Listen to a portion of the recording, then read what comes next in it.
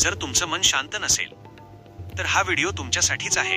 नमस्कार मित्रांनो, आज आपण अशा महान व्यक्तीबद्दल बोलणार आहोत ज्यांचे विचार आजही लाखो लोकांचे जीवन बदलत आहेत. ते म्हणजे भगवान बुद्ध. जर तुमच्या आयुष्यात ताण आहे, चिंता आहे, मन शांत नाही, तर हा व्हिडिओ शेवटपर्यंत जरूर पहा, कारण आजचे विचार तुमच्या जीवनाकडे पाहण्याचा दृष्टिकोनच बदलून टाकतील. बुद्ध म्हणतात, आपण जे विचार करतो आपण तसेच बनतो. आपले जीवन बाहेरून बदलत नाही, ते आतून बदलते. जर तुमचे विचार नकारात्मक असतील तर आयुष्यही तसंच वाटेल, पण जर तुम्ही सकारात्मक विचार करायला सुरुवात केली तर परिस्थिती तीच असली तरी तुम्हाला वेगळी वाटेल. तुमच्या मनावर नियंत्रण ठेवा, कारण मनच तुमचं आयुष्य बनवतं. बुद्ध म्हणतात, राग धरून ठेवणे म्हणजे दुसऱ्याला मारण्यासाठी स्वतः विष पिण्यासारखे आहे. आपण एखाद्यावर राग धरतो, पण त्रास आपल्यालाच होतो. रागामुळे मन अस्थिर होते, निर्णय चुकीचे होतात, नाती तुटतात. राग सोडायला शिका. माफ करणं म्हणजे कमजोरी नाही, ती ताकद आहे. बुद्ध म्हणतात, भूतकाळात राहू नका, भविष्याची चिंता करू नका, वर्तमानात जगा. आपण काय करतो?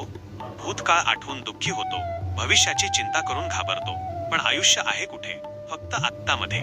आजचा क्षण जगा, कारण तोच तुमचं खरं आयुष्य आहे. बुद्ध म्हणतात, दुःखाचे मूळ म्हणजे इच्छा आहे.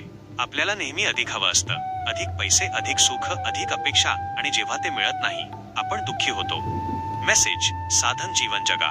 जास्त अपेक्षा बरोबर जास्त दुःख. तुम्हीच तुमचे रक्षक आहात. कोणीही येऊन तुमचं आयुष्य बदलणार नाही, ते तुम्हालाच बदलावं लागेल. स्वतःवर विश्वास ठेवा, स्वतःची जबाबदारी घ्या, स्वतःवर काम करा. मेसेज: तुमचं आयुष्य तुमच्या हातात आहे. शांतता ही सर्वात मोठी शक्ती आहे. ज्याला शांत राहता येतं तोच खरा मजबूत असतो. कमी बोला, जास्त ऐका, मन शांत ठेवा. मेसेज: शांत मन बरोबर योग्य निर्णय, अधिक आनंदी जीवन. मित्रांनो, बुद्धांचे विचार खूप साधे आहेत, पण त्यांना आचरणात आणणं कठीण आहे. आज तुम्ही 3 गोष्टी सुरू करा. सकारात्मक विचार, राग सोडणं, वर्तमानात जगणं. हळूहळू तुमचं आयुष्य बदलायला लागेल. लक्षात ठेवा, शांती बाहेर नाही, ती तुमच्या आत आहे. जर तुम्हाला हा व्हिडिओ आवडला असेल तर लाईक करा, शेअर करा आणि सबस्क्राईब करा, आणि कमेंटमध्ये नक्की सांगा आजचा कोणता विचार तुम्हाला सर्वात जास्त आवडला. धन्यवाद.